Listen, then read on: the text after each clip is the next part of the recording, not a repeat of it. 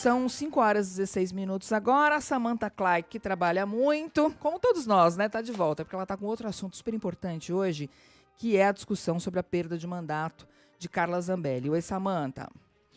Oi, Débora, de fato, como todos nós mesmos. Bom, olha, falando aí sobre Zambelli, já temos a decisão da primeira turma do Supremo Tribunal Federal, referendando por unanimidade a decisão do ministro Alexandre de Moraes, que decretou a perda automática do mandato de Zambelli. Ele também definiu não somente a anulação daquela decisão da Câmara, mantendo a parlamentar no cargo, como determinou um prazo de 48 horas para que seja dada a posse ao suplente de Carla Zambelli. Aliados estão criticando essa decisão. O líder do PL na Câmara, por exemplo, Sóstenes Cavalcante, disse que o Supremo, abre aspas, voltou a rasgar a Constituição ao endossar a decisão do ministro Alexandre de Moraes.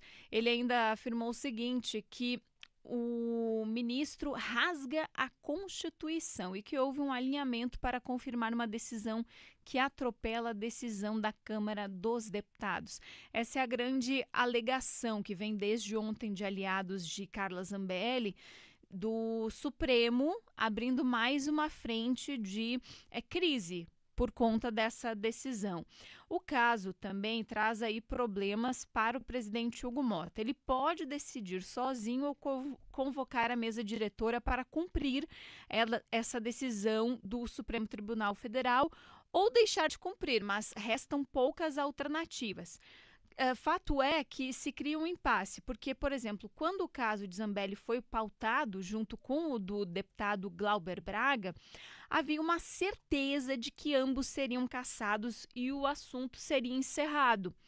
Inclusive, segundo a colunista Malu Gaspar, Motta chegou a prometer a magistrados do Supremo que a própria casa resolveria a questão e cassaria a parlamentar que foi condenada pelo STF a 10 anos por conta da invasão do sistema do CNJ.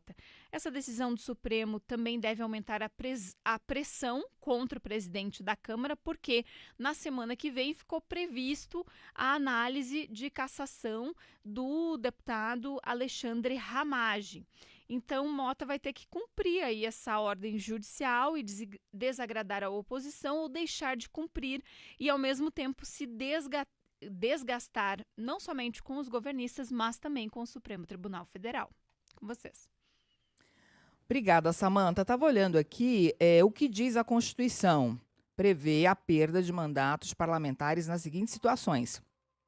São várias, vou citar as primeiras aqui. Quando o político desobedece às restrições previstas no texto constitucional, quando há quebra de decoro parlamentar, quando há uma condenação penal definitiva, que é o caso de uma condenação pelo STF. Nadédia Calado, por favor, me apoie aqui, você que é... Corretíssima. Nesses casos, os 3 primeiros casos, né, que foram esses que eu citei, a violação de restrições na Constituição, quebra de decoro e condenação criminal, o tema é discutido em plenário. Aí surgem divergências quando os casos concretos são analisados, que é justamente o que está acontecendo. Quando deputados e senadores são condenados em processos penais, podem se encaixar em 2 situações. Perda do mandato pela decisão definitiva, em ação penal na Justiça, ou porque vai ultrapassar o limite de faltas permitidas pela Constituição.